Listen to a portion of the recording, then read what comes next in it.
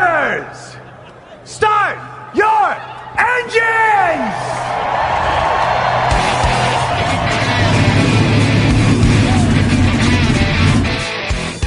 Pick the pace car! What for? Because you hit every other damn thing out there, I want you to be perfect! When I'm driving, I got a guy on the radio who talks to me. It's him. He talks to me. Well, I wanna be a race car driver. Pretty girls eating from my hand, yeah. Wanna live a life of fun and danger. No sweating working for the man, alright. Hey, race fans. Welcome to the Hoobazoo Radio Network, and welcome to Drafting the Circuits 2021. Guys, we are back after our winter break, although sure does still seem like winter today.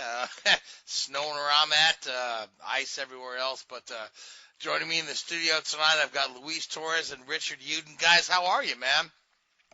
Good, thank you. Good to be back for a new year. Yeah. Weathering the storm okay? It's actually been better since I arrived literally a few hours ago after being to Daytona and the state of Florida for the past 2.5 weeks. All right, and Richard, you guys get some weather down in the Carolinas? Oh, it's North Carolina. You have 4 seasons in a day, so nothing new there then. Yeah. So lots transpired since we last were on the air. You most notably the start of the NASCAR season and the Daytona 500, as well as the Clash on the road course for the first time. The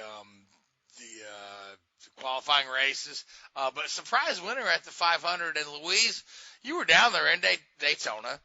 We've got an old open wheel guy, Michael McDowell, won the Daytona 500. And a lot of people don't realize this is a guy who started out on the road to Indy.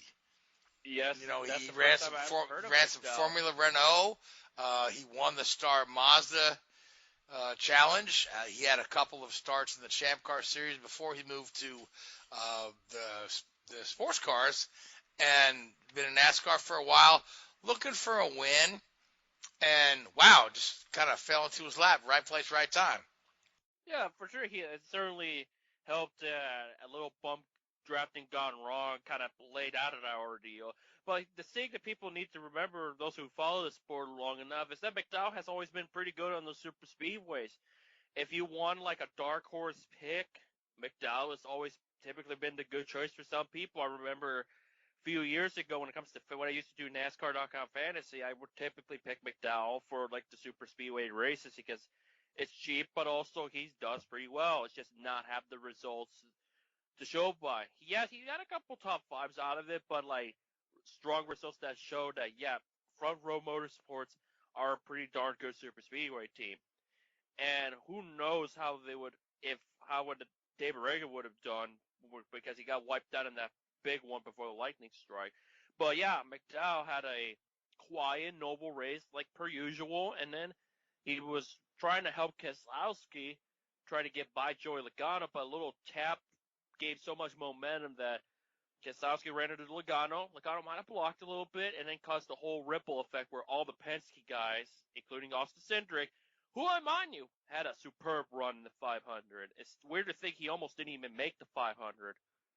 And then everybody were fire tires everywhere, and then McDowell just got the win, which was huge because he's been in the Cup Series since 2008. Some people know him as just the guy that tumbled at Texas, or the guy that was involved in that Bubba Wallace thing in the All-Star race. But this was a huge win for him, to say the least. And I thought to myself, it was definitely worth the wait. It was 6 hours or so to see something like that. I thought it was worth it. Yet some people are upset that the caution came out when it did. It's like, y'all realize there was fire and Brad Keselowski's tire flying in the air, right? There's no that's a safety thing. You just can't be saying, like, why the caution came. It's like, dude, there was fire and debris everywhere. But although a superb victory, a surprising victory, and I still, even waking up the past couple mornings, I'm still thinking, Michael McDowell, Daytona 500 champion. What a time to be alive. Yeah, so oddly enough, here's a guy who graduated from Junior Series in 2004. 2004 was his last year in so-called Junior Series. So it's a long stretch to a major victory in NASCAR. You know, he's had some sports car wins. I know that, but a lot of these guys that have had a long spell in NASCAR before getting their first win really haven't amounted to a whole lot. So is this a renaissance for McDowell, where he'll go on to maybe win a couple more races or perhaps contend for the championship, or is it just a fluke? Like a Derek Cope or a Michael Waltrip, who was he was drove forever and really didn't amount to a lot. I mean, what are your thoughts there? I mean, because I personally, I like McDowell. I think the guy's very talented. I'd love to see him in a top line car. The thing is with Derek Cope and all those fluke wins that people will say, is that Cope, yeah, he was handed basically the victory after Earnhardt's misfortune, but he had a good car. He had a pretty top 5 car all day. Michael Waltrip, he had that Winston win in '96, but also had a couple good flashes of brilliance. But he was more of a super speedway guy after that when he won the 500 in '01. Then there's Trevor Bayne, who probably had the strongest car all week. And when it comes to him and Jeff Gordon working together, it was pretty much unstoppable. Where I see McDowell, I think it will boost his career. I think it helps more the race team as a whole, because now they're more than likely going to have their second playoff appearance, not the first, according to one notable higher up outlet that says it's the first. It's the second, because Chris Buescher made it in 2016. He had his work cut out for it because he was outside the top 30 at the time, but he got the job done. But to have Front Row get that big win the way they did, I think it'll help them longer, because they're getting progressively better over time. Because they've been around the sport since like 04, 05. So I think it's a culmination of their build and build and build. Now they're going to get more money out of it that hopefully could lead to strong results. And you got all those road courses as well, where McDowell is pretty much known for, and that's how I first knew about him back in '04 in those Speed Channel Spotlight commercials that he used to air back in the day. He's a pretty darn good road racer. I think having those 7 races, you could count on him being a dark horse on those as well. It's just a matter of the performance of the car and where he stands with like the likes of Chase Elliott and Martin Truex Jr. That's going to be a huge question mark, but I think it's looking like to be a career season for McDowell, honestly, because he's gotten better over time, and so has the race team. All right, now Richard, you've worked in the sport for a number of years, and what are your thoughts on Front Row Motorsports? Are they building and are they ready to jump over that next hoop to be like, what do they call, best of the rest? Yeah, it's difficult to say really. As you say, that there's this sort of team that you imagine they probably get by pretty much year by year. They're not a main Ford back team like a Roush or a Penske would be. So I believe they'll buy their chassis from Penske, I believe. Or you may correct me on that one. So they're not a top line team, and I really think they need some investment if they were to ever get there. And it's so competitive at that top end. Would Ford really want to dilute their resources to give them an opportunity? I think that may be pushing it a little bit. See, that's an interesting question, because now you've got a guy who's got a spot in the chase, provided he finishes in the top 30. You would think Ford would want to kind of get behind him and maybe give them a little more resources just to make sure he gets there, to get another Ford into that, the playoff system. Yeah, I really don't. Yeah, I can't see that happening. In all fairness, I think that in reality that they're going to be a first round exit from the playoffs, and yeah, they'll probably get a bit more money through sponsorship, and Ford will probably have something in the contract so they get a little bit more backing. But long term, I really don't think it's going to be a huge benefit to them, which is a shame. But because they've always been I've known people that have worked there. They've always been a well-run team where the people that run the place look after the people that work there. But they're never going to be a championship contending outfit there, which is a shame. It does breed young drivers, it breeds the young engineers, and that's its biggest effort, really. I think that what you're going to see out of them over the next few years. That is very true. Aside from McDowell, they've just been kind of like non-continuity. That's for the most part. Yeah.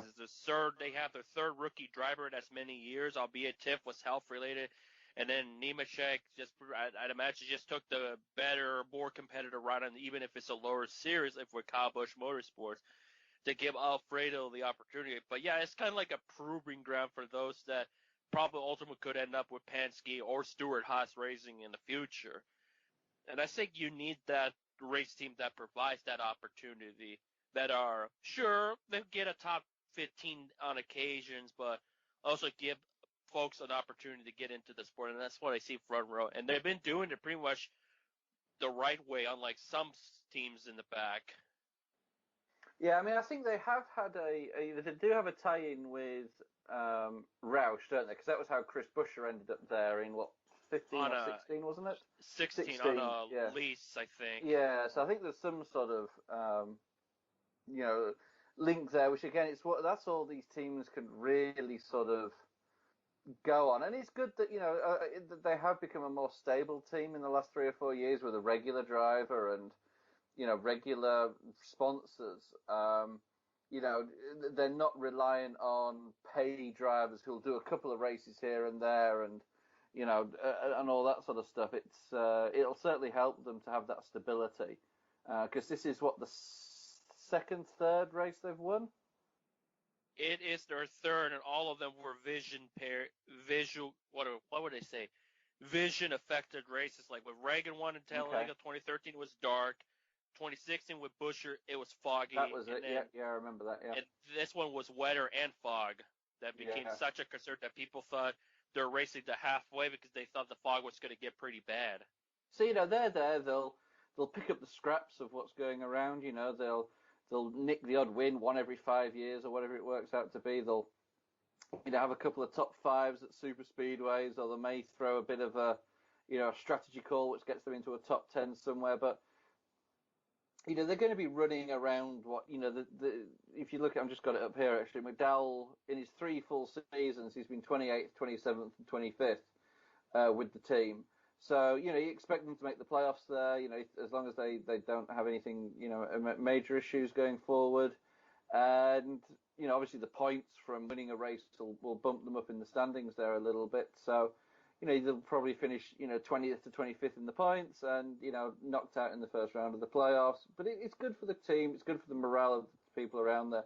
I think it's good for the sport as well. It was, the only shame is, what time did the race finish? About 12:30, 1 o'clock in the morning, so nobody really saw it. Yeah, past midnight. Yeah. And I think Tech was completed around 4:15, 4:30, because I left the track before 3. And I mean, you've got to question. I'd question it. Now I know there are contracts with the TV guys, and if they, don't start the race or don't complete the race on the day, I think it's if they don't start the race on the day of the broadcast, then they lose quite a considerable amount of money from the broadcast places. But you take middle of February with everything that's going on in the world right now. You could have run that race at 5 o'clock or 6, 7 o'clock on a Monday evening. And because the teams are all staying down there because it's Daytona again this weekend for the road course. So aside from bringing cars from Charlotte or Concord. I mean, they'd be on the way anyway, I mean, that's not, the crew will all be staying down there. Very few of them will be traveling back to the shop back in North Carolina. So you wonder why and I know there's a little bit of money going on around there, but, surely there would be this, let's just stick it down in, Monday evening, because there's no other sport on TV, really. Yep, Monday Night Football's done for the year, right? Yeah, exactly. Aside from the NBA, but they don't do major Monday games Yeah. in Asia, So, unless it's the finals. You could have really put it out there and made a bonus TV show in a way, or a bonus airing, but that never really took off. And they had to sacrifice a TV show that was supposed to premiere that very Sunday till next week, and then looking at the ratings that looked like WWE Raw ratings from 5-6 years ago, that's Fox gonna look at that. It's like, was it worth moving that new show to next week? Because they're probably gonna think about it that way. Yeah, that on the other side of the coin, could they have started the race earlier? That's a lot of the sentiment, especially from folks on the East Coast, are why don't we have a 1 p.m. start time like we used to in the past? And the obvious answer is it's more palatable to the West Coast viewers. They want to cater to the LA crowd because that's where Fox is from, Los Angeles. Yeah. Their main headquarters, sports studios in Los Angeles, compared to ESPN being in Tennessee, Connecticut, and all that stuff. I just wish they'd do something about the pre-race show because it was like 2 hours of just. Whew, that was hard work. And if they'd have gotten 2 hours of racing in those 2 hours, Yeah. Just saying. Oh, well. Just saying. So let's talk about. There were a couple other races at Daytona this week. Most notably the Xfinity race, where our Xfinity champion from last year, Austin Cindric, picked up where he left off and won at Daytona. You know what that means, don't you? Yep. Indy 500. Man, imagine if Austin did won that Daytona. Imagine if he found a way, because he looked like he probably could have been up there. Oh, yeah. He had a superb run. It does, we actually had these discussions, Daytona's one of these races where, you get, more cars than normal entering. And, it is a bit of a fluke result. It's not like a Phoenix where Kevin Harvick always wins, or a road course where Chase Elliott is always there or thereabouts.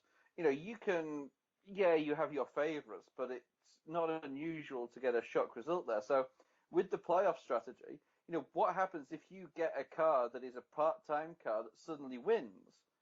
Do you Justin Haley? Do you turn around and say, okay, well, we're now got a chance to make it into the championship? Do we find, funding somewhere to try and scrape it through for the full season to get into the playoffs? The thing about Spire, rewards, it's huge. Yeah, the thing with Spire is that they're I think Seth one time mentioned that Cup teams don't have that exemption, that unique rule where if the team wins, stays in the top 30, they go in the owner points playoffs like they do in Xfinity and trucks.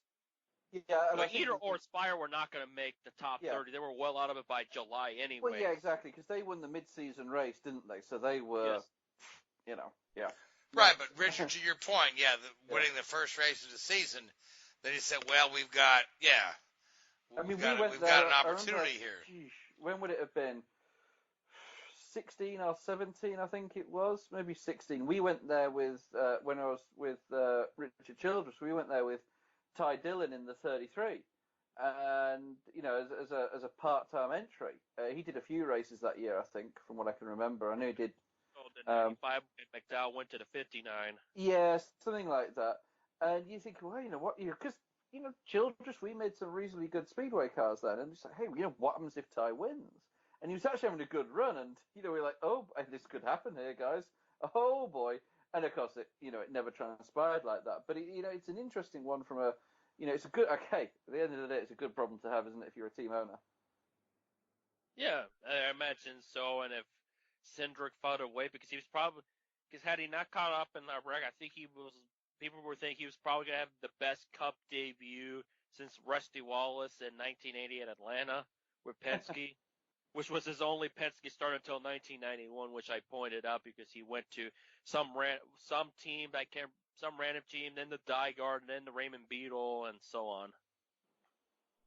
Yeah, so speaking of a bad day for an owner, let's talk about Roger Penske. Yeah, speaking of. So now, Luis, you were there. You were on the ground at Daytona. You were there for all the post-race interviews. So, is there now bad blood between at Joey and Brad, or is it just a bit of a racing incident? Because it's hard to, some are pinning that on McDowell for pushing Brad, and others are pinning that on Logano for blocking. Either way, it seemed like Brad's the innocent victim. Yeah, because Brad got that heavy push from McDowell that I alluded to, and after seeing the replay a day after I was out of the media center, because that's all we could be in the media center. Some of y'all know who I am. I love doing both writing and photography. I was cooped up in the writing aspect because that's all they could do. I won't go into all that details here. I'll probably say it off air. But anyway, yeah, at first I was thinking that was definitely Brad. Then I looked at the replay, saying, okay, I can see why some people feel about that way with McDowell. And then the following day, full replay, looking at Logano's on board, it looked like he was attempting to make the block, but that push that McDowell gave to Brad Keselowski brought all that momentum that had Logano stayed put a little bit, I don't think you could have avoided it. It was just doomed from the start. I don't think there's bad blood between them, but it's like the third or fourth time that Logano and Keselowski were involved in incidents and in those weird circumstances. It reminds me back at Bristol when both of them took themselves out in 2015, I think. But no, it's the Daytona 500. I think Brad is just more angry and frustrated because that was probably his closest shot to have ever break that curse of not winning the Daytona 500. Yeah, that's the one major he needs to put a footnote on his career there, say won all the majors, because he's won all the other ones.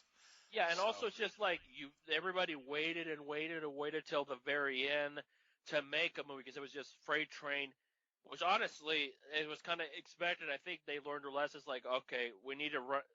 They waited, and I think for the Cup side, you can wait. ARC, on the other hand, you cannot wait till the white flag. You just cannot. They are atrocious. The package they have in those super speedway and ARC is atrocious. I'm gonna be blunt about it. It is atrocious. To where if you want to make your winning move, you got to do it with 5 to go. You don't wait on the last lap like you used to. Why? You just don't. You got to make your move now, in a reasonable time. Where in Cup, you can wait till the last lap. You just have to be very careful how you do it.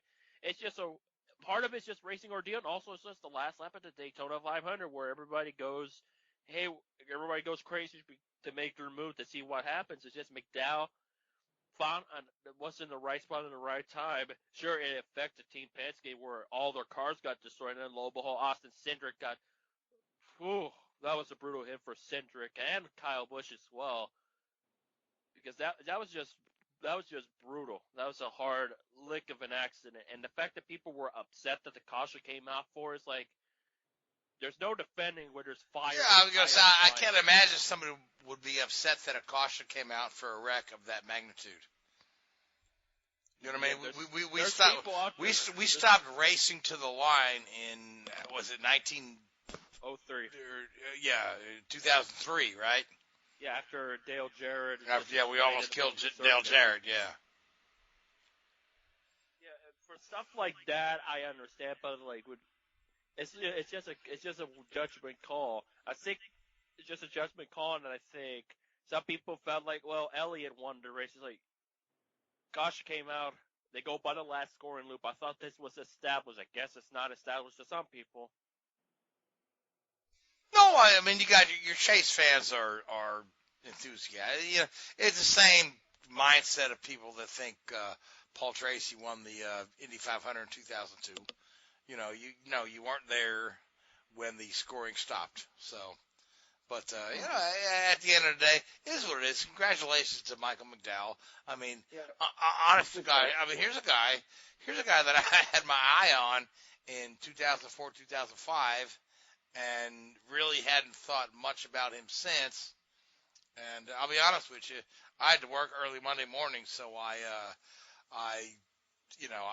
went to bed. I didn't stay up to watch the race. I caught my DVR the next day. But congratulations to Michael. Good stuff for that team.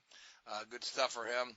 And we're off to Daytona again to run on the road course. And again, again, and I went to the White House again, and I met the president again. Were there any Dr. Peppers? The Dr. Pepper's was free, and I was real thirsty. But I digress. So who do you like for this road course? I mean, a lot of folks are saying, hey, man, McDowell is a beast on road course, which he is, because he's got all that sports car experience and all that, Star Mazda and IndyCar experience. But honestly, he really hasn't been on fire in a NASCAR car, in a Cup car on road courses. And it's probably because the team isn't giving him that type of car. So I've got to look past saying McDowell repeats. Who do you guys like for this race other than Chase Elliott? Yeah, I was gonna say besides Chase Elliott, I think don't count Ryan Blaney out, and also don't count and never count out Truex either. Sure, Truex has been relatively quiet on those road courses, or pretty much essentially ever since. For over a year, he's not won since Atlanta, I believe. No, Martinsville, that midweek night race. So it's been a while since Truex has had like a result that, oh, look at that, this is the Truex of old. And I can't believe I'm saying this is the Truex of old, because it doesn't feel like that long ago the Truex was just strong on those road courses and any form of tracks besides shorts.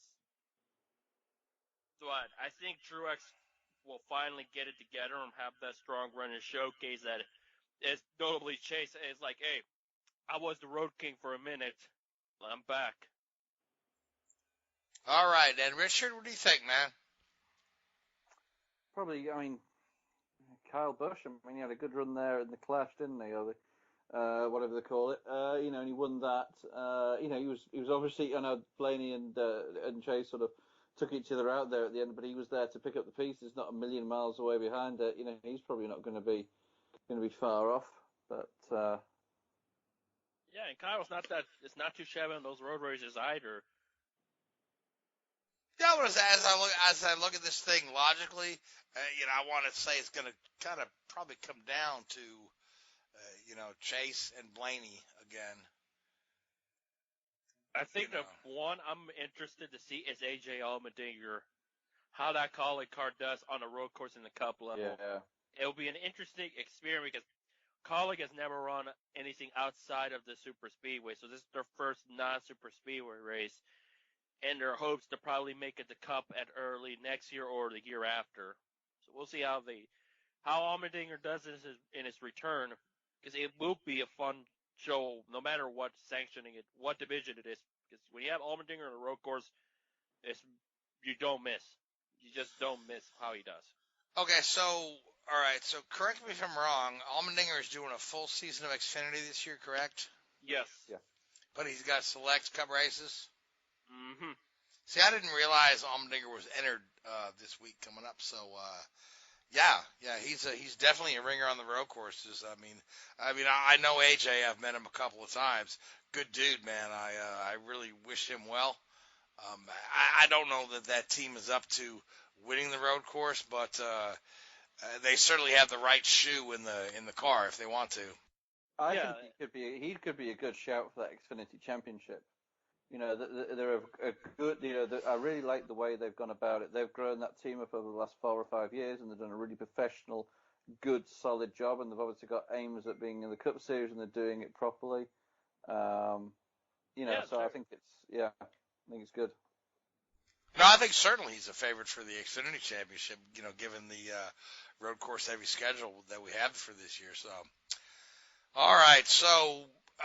Let's move on from NASCAR, or maybe not. Let's talk about this new program on Netflix. I don't know if you guys had a chance to see this yet. I just got back home, so so Netflix premiered a television show, and it's called The Crew, and it's a NASCAR-themed, what do they call it, a workplace sitcom. So curious enough. Ironic, isn't it? Yeah, Sorry. well, I'd be curious enough because Netflix is really good at marketing their stuff. Well, they'll just stick it right on your watch list. They'll say, recommended for you. I said, okay, and they do that for everybody. So this actually could give NASCAR a bit of a boost.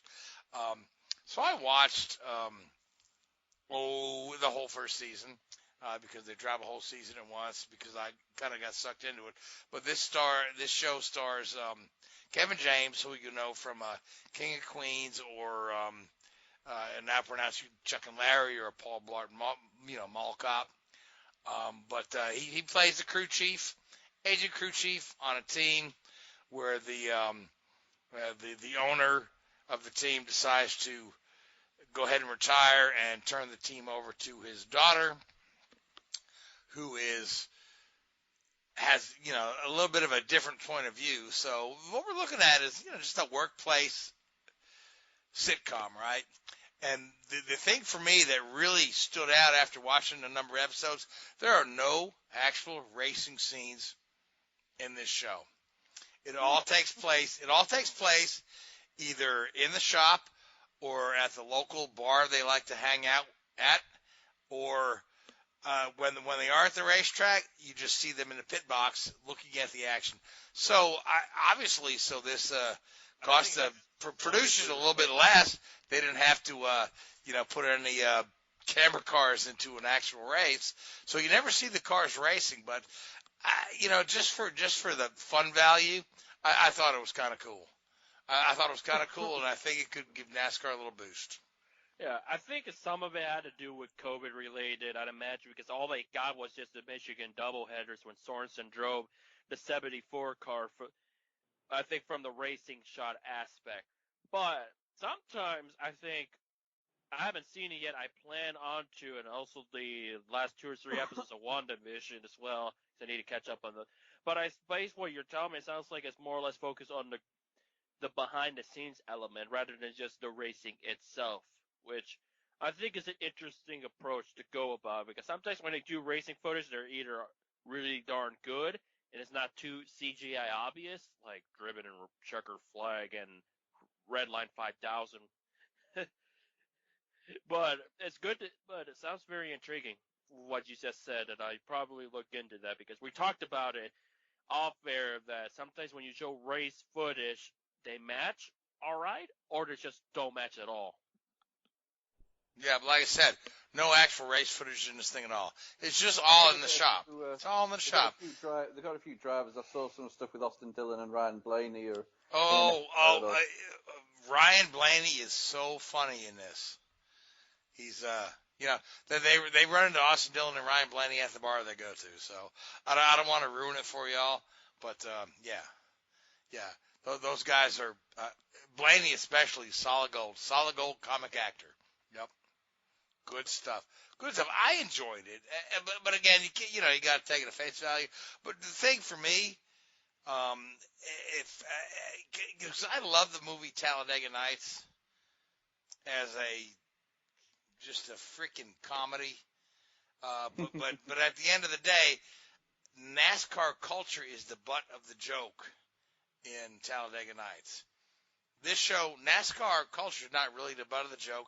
It's just a situational comedy about relationships in the workplace. It's just like you don't have to love the paper industry to watch The Office. So it's not, you know what I mean? So I'm just saying, this could catch on with some folks because Netflix is so good at pushing stuff at you that you never have heard of. And, it's not out of the realm of possibility. Somebody may say, well, let me go watch a NASCAR race and see what this is all about. So, anyway, that's and then realize that the show's more entertaining than the race. And there you go.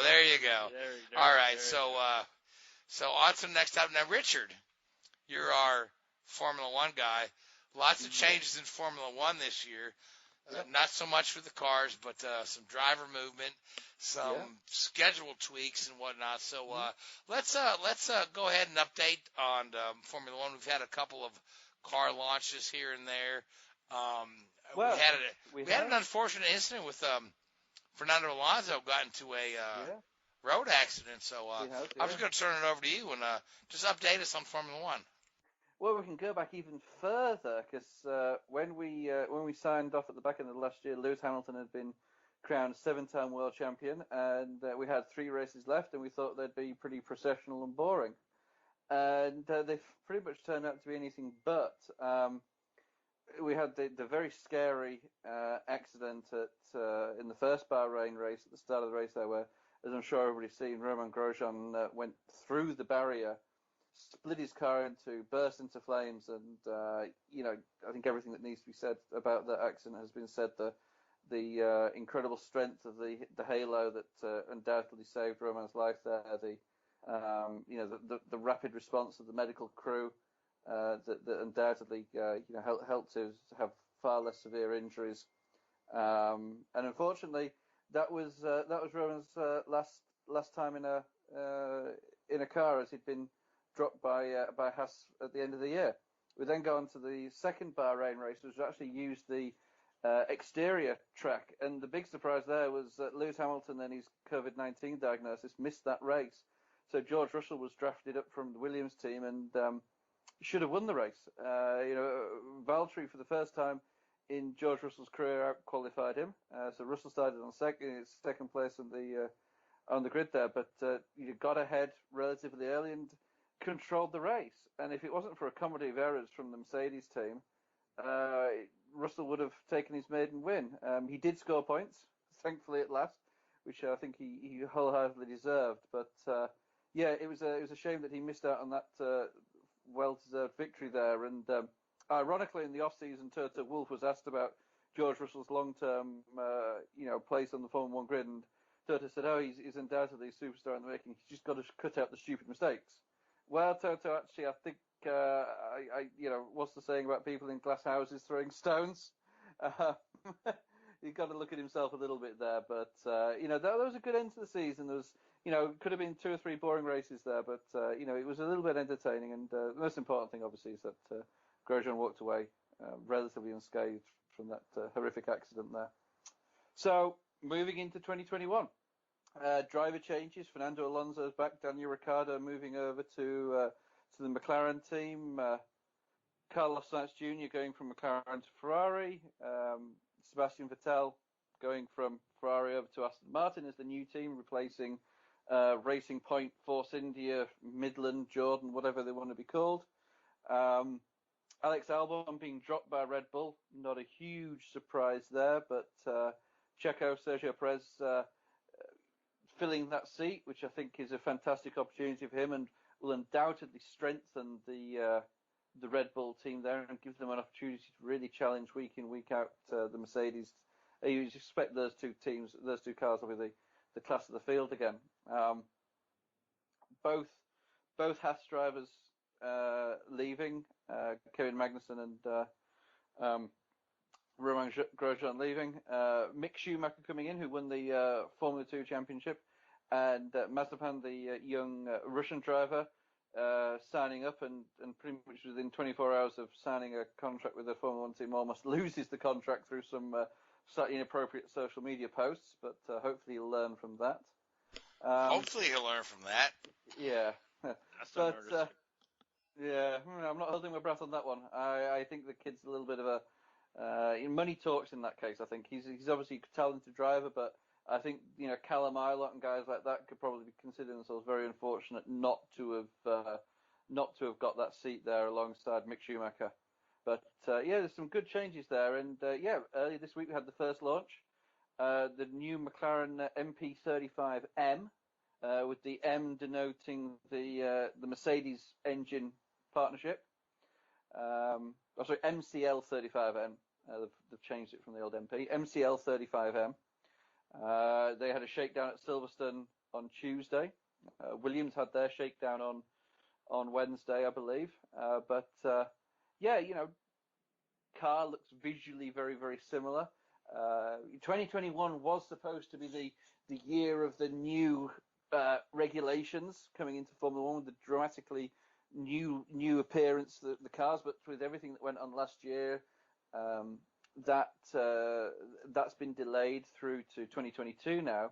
So to help the teams save money and not go into another development war in the middle of COVID, they've announced like a token system, which limits the amount of development teams can do between the 20 and 2021 car.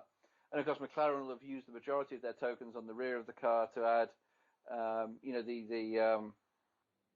installation going from the Renault engine through to the Mercedes engine. And you can only imagine that's a great move for the McLaren team. I think it'll really bolster their chances of maintaining that third place in the championship. I don't think they'll get second. I don't think they're in a position to really challenge Red Bull yet, but I think that the potential's there is huge for what that team can do. You know, they've undoubtedly got two really good, solid drivers.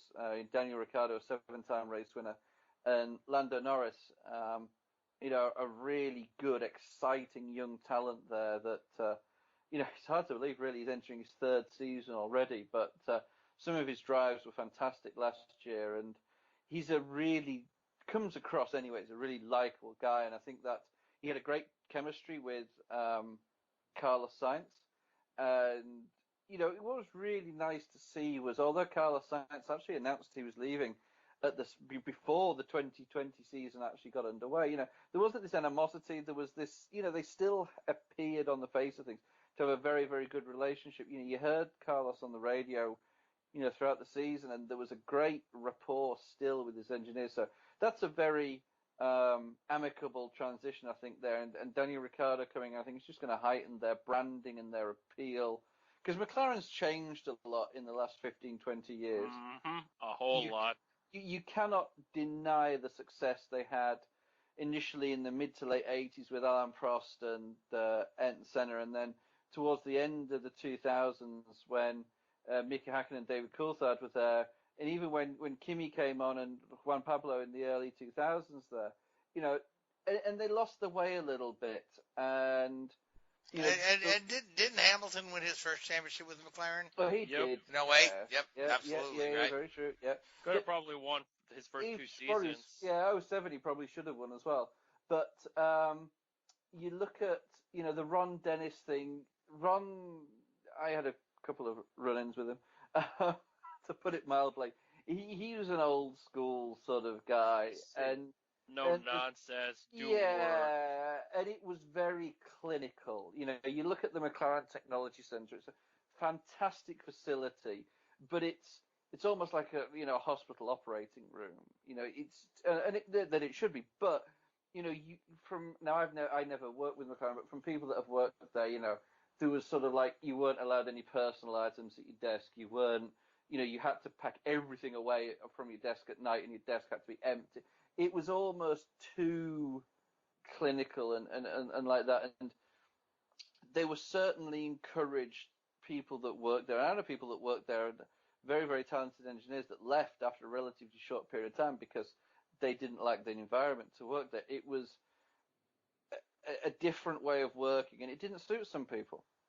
And now, you know, you had Ron Dennis step down. He had, you know, some issues there on a family side. He lost his brother, I believe, about 10, 12 years ago, and that affected him very hard. So he took a back step, and Martin Whitmarsh came in, and they just never really got the results under Martin. And I think the potential there was there, but this was when Perez took over Hamilton's ride, right? Yeah, it was all got a little bit messy, and the whole when Mercedes turned around and bought out Brawn and became their own team, and you know, they sort of lost their way a little bit, and then they got involved in the road car industry, and they were really the first Formula One team to create an external company, advanced engineering or whatever you may want to call it. And excuse me, you know, they sort of diluted themselves a little bit too much. And now I think with Zach Brown coming in as chairman or CEO, and Andreas Seidel as the day-to-day racing manager, if you like, of the team, I think they've got a really good structure there. Two good drivers. They've got great facilities, and I think the future is starting. You know, they're starting to turn that corner. The Honda thing just didn't work for them, and I think that again was partly the culture within McLaren. You know, you look at the success they've had with Red Bull, and that's the only concern I have. If McLaren wants to start winning championships again, will Mercedes allow it? You know, will Mercedes allow McLaren to beat them with their own engine? I find that very, very hard to believe. I personally think that McLaren should have stuck it out with Honda, I think that they burnt the bridges there. I think if they had stuck it out with them, they would have got it right eventually. They probably wouldn't have been in the financial difficulty they're in right now because Honda would have invested more money. Although, admittedly, Honda have pulled out from the Red Bull deal. So, But let's talk about that Red Bull deal for a second, because yeah. there was a story the other day that Red Bull is going to use Honda engines or Honda-based engines for the next 5 years. Yes. So Red Bull have actually pulled off a masterstroke with their engine freeze. So from 2022, there's a 3-year engine freeze through to 2025. And what Red Bull will be doing is basically hiring all of the Honda staff that are based out of the Honda engine development site in the UK there, and running it as their own engine supplier under the Red Bull branding, although it will be, to all intents and purposes, a Honda-based engine. And then from 2025 onwards, we have a new engine regulation, and Red Bull have openly admitted that they actually could go on to create their own engine for that season. So, when they say an engine freeze, I'm sure there will be some development work going on there, but not as much as we currently see. So the quick question I have, though, is it similar? It started to sound like it's similar to the days where you had Mechachrome, Acer, and Petronas. Is this what it's going to sound like with Red Bull and Honda in the future? I don't think so. I think this is. I think it's on a higher level than that. The Mechachromes and with the old 2-year-old Renault engines rebranded and stuff like that. Whilst there was still Renault works teams there with a far better engine available to them. I don't see that being the case here. I think this is very much going to be, because there's no development, whatever Honda wraps up at the end of 2021 is the engine that, to all intents and purposes, they're going to run for the next 3 years. So I think it's going to be a little bit different to that. And again, I think the sport is different to what it was back then in the late 90s when you saw a lot of these those random names like Play Life. Yes.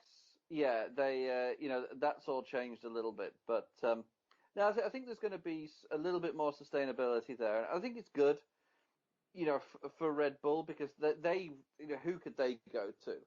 They can't go back to Renault. They burnt the bridges there. Although without Cyril Beetle there, maybe that could have worked. But I don't see that a lot of people's noses were put out of place there, I think. So that was they're never going to go to Ferrari, because it's just, where would Ferrari do it, the competitor? And the same with Mercedes. Even with Adrian Newey supposedly taking a back step from the day-to-day operations at Red Bull, that Red Bull is still one of the most aerodynamically efficient cars on the grid. And if you give it the best engine on the grid, you're going to be struggling to beat it, and Mercedes know that. So Mercedes, again, as I said a few minutes ago, Mercedes have taken a gamble by giving their engine to McLaren.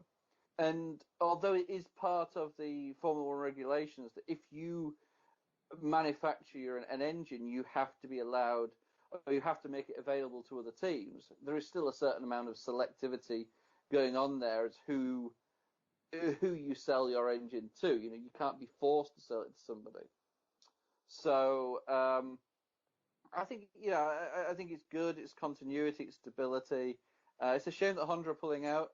They're like an enigma a little bit, Honda. There's so much potential there, and I've been involved with them. I mean, I worked with them back in the early 2000s when they bought out BAR, and they're so close to really, really making it work. Yeah, to go back to the McLaren and Williams days. But the problem I don't know about Williams though, because didn't they struggle with them? And they did a little bit, but it was obviously those days, wasn't it? The late 80s when they had the McLaren Honda there, as dominant car as it was, and you're quite right with that. But it was a different sport. It was a different era. I think, and this is from personal experience, so it may have changed by now, but I think where Honda has struggled pretty much since 2006 when they bought into BAR, they have struggled with the integration of culture between European and Asian working mentality. And it's not to say that one's better than the other. They've both been very, very successful. But when you try to integrate them too closely, too quickly, it really, really struggles. And that is what went wrong with the BAR Honda F1 project. It just didn't integrate properly. And I can imagine that that's what went wrong with the McLaren project. And it's a very clinical mentality that the Japanese have. We all sit here as nostalgic racers and race fans and the like. Honda is a publicly held company with shareholders, and their job is to make money. And if they don't think they're making money in Formula One, then they'll just pull the plug. It's like everybody says, oh, we need Honda in IndyCar, or we need Honda in NASCAR, or whatever. They're only going to do it if they can make money off it. Yeah, they're not going to do it. Yeah, exactly. They're like Toyota. They're not going to do it out of the goodness of their heart. They're going to do it to make money. They don't care about the fans in reality. They care about making money. So, it's a shame that they're leaving. But the good news is Red Bull does have an engine supplier for the next 4 seasons, and then they may well start manufacturing their own engine for the 2025 year. I know they've looked at it in the past. They hired Mario Illen, I think it was, a few years ago as a consultant, and especially when they were struggling with Renault at the early days of the Renault hybrid. So there's certainly knowledge there, and again, a company with the resources of Red Bull, if they have long enough and enough money, they'll make it work, and they'll make it work very, very well. Which brings up an interesting question. Do you foresee a time in the coming future where perhaps the engine manufacturers take a step back financially as the teams start to build their own engines? No. No. Okay. Well, that was a pretty quick no. But if you look at this thing, if these, honestly, right, you got to think about the fact that perhaps engine manufacturers want to do what's going to be relevant in road cars, okay? And Formula One is trying to be relevant in road cars, right? But if they're going to go to all electric, you have to just look at the manufacturer interest in Formula E, which, mind you, has waned a little bit in the last year or two. But but do you foresee Red Bulls that we're just going to build our own engine because we're good at building stuff? Yeah, I mean, the reason that Red Bull can do it is that they've got long enough notice period and they've got enough resources, enough money. They're pretty much the only team that could do it. The reason that Ferrari and Mercedes can do it is because that's how they were built up. They were built as a manufacturer team. McLaren couldn't do it. They don't have the resources. Red Bull potentially. Even Aston Martin, I mean, by hook or crook and by some very strange business dealings, Aston Martin now own a Formula One team. The only reason they own a Formula One team is because the guy that owns the Formula One team bought into Aston Martin. So that's a little bit of a you're going around three sides of the square there to get to the same point. But but even Aston Martin is not really known as an engine manufacturer. A lot of your Aston Martin road cars, have Mercedes engines. Yeah, exactly. But it's it's still. I mean, it'd be badged as. I believe it's going to be badged as an Aston Martin engine, but it's not really. So I don't foresee a time where you'll have 10, 11, 12 privateer engine manufacturers on the grid, especially when you consider the cost of a current engine development. And I've been saying this for a long, long time. I think what you'll start to see is teams being bought out and purchased and created from a marketing strategy standpoint. Now, Red Bull was the prime example. They came in and they bought a team that was reasonably successful, the Stewart Jaguar team, and rebranded it as a soft drink. Now, the reason they did that is because Formula One was big in Asia, Red Bull wasn't big in Asia, and they saw an ideal market. And they've probably been more successful in Formula One with the likes of Sebastian Vettel and Max Verstappen that they could ever even comprehend it when they started this project. But you now look at the teams on the grid. The Racing Point, Force India, they've been bought out by Aston Martin, branded as a commercial entity. Sauber is now Alfa Romeo, again rebranded as a commercial entity. AlphaTauri is a commercial entity. Alpine or Renault will be rebranded as Alpine for next year, which is a strange one because to me Alpine isn't a brand; it's a sporting side of Renault. And outside of the diehard Renault Alpine people, I don't think many people know them, especially in North America. I mean, you don't even sell Renault cars in North America. I mean, Alpine Renault dates back to the 60s, yeah. But it's not a instant sort of recognizable global brand to people outside of racing in many, many ways. I mean, again, going back to it, Williams is probably still the only genuine privateer team, and they've been bought out now. The Williams family no longer owns them, and they're part of a venture capitalist group. But they've agreed to maintain the name for the foreseeable future and the branding. The FW car naming convention and the like. So I think there's a long way to go there, but definitely motorsport is changing. Formula One's changing. You look at what's happening in NASCAR with the likes of Trackhouse and 2311 Racing. It's almost becoming, I don't want to say like a plaything for the rich celebrity, but NASCAR is starting to see a different outlet, and Formula One is in the midst, I think, of that reinventing phase. Right, it's becoming more of a marketing platform or a brand name than it actually. It's not Colin Chapman's Lotus, it's not Frank Williams Williams. So, but anyway, we've got about 4 minutes left, and I do want to mention, that other open wheel series we like, IndyCar.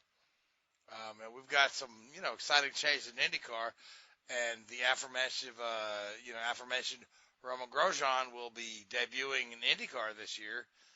Richard, Louise, what are you guys' thoughts on that, man? How do you think this guy's going to do? He's not going to run the ovals. And there's another big name out there, certain Mr. Jimmy Johnson, who's also not going to run the ovals. But you got a pretty strong rookie class when you throw in the Australian Supercars champion Scott McLaughlin in a Penske car. You know what you need? You know what you need to fix it? You need a series that solely focuses on... Oh, hang on, wait, we've tried that, haven't we? Yeah, the split. Yeah. We tried that. It was called the IRL, and then. Okay, guys, let's not talk about 1996. Let's talk about We got 3 minutes left. Rookie class, a very diverse rookie class. You have essentially the rookies that we have. And if it wasn't for the pandemic, we probably would have had Kyle Kirkwood in this roster. But we got 3 outsiders trying to do this IndyCar thing, which is a very unique rookie class in a way. But obviously the favorite is McLaughlin, not because he's running the ovals. It's just he's in the Penske Power Car and probably has more room for growth. And also the team that he's in. Sure, Ganassi and Jimmy Johnson could be a threat, but he's learning and adapting to a whole new world where it's just road course dominant rather than just ovals.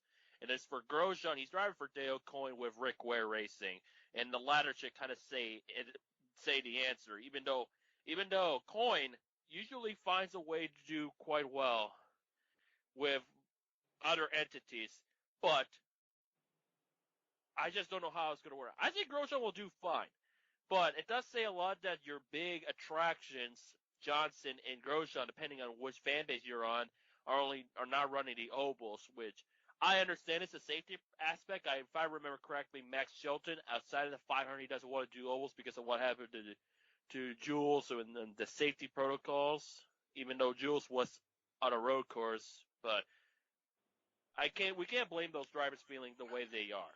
But I think Grosjean going to IndyCar would be fun and very intriguing to see how he makes that coin card work. Because they're in a transitional period, remember. They lost Michael Cannon, they lost Bourdais, they lost Sampson. And you saw what happened, albeit Alex Palou shined quite well with Team Go being the alliance of the coin entity. Right, and Alex Palou will be in a Ganassi car next year. Oh, that one. Albeit the fourth Ganassi car, which asked Charlie Kimball how good that is. Anyway, before we run out of time, and we're just about out of time, I do want to say the team to watch as far as moving up this year is going to be McLaren. Mm-hmm. We got Felix Rosenqvist in there and Pato O'Ward, and this team is just, they're like, it's the old Sam Schmidt team. Sam's still there, but with all this McLaren-infused money, and I think these guys are going to be the ones that take the battle to the Penske's, Andretti's, Ganassis of the world. So, but we are out of time. So, final thoughts, anybody?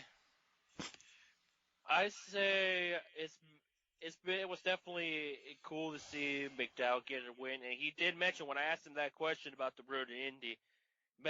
He said even though he went to the Grand Am route rather than full-blown Champ Car IndyCar, without it there might have not been a racing career for McDowell. He would have been a Bob Bonneret testing driver, and it's also kind of fascinating how he drove his own RB or truck to Daytona, and including even Trevor Bayne. So it's good to see somebody with a great backstory get the job done. Nice. Final thought for you, Richard? It was good to get back to some, a race when it was meant to be scheduled, and it almost felt like a sense of normality, which I think the world needs right now. All right, and for me, it was great to talk to you guys again, man. It's been too long.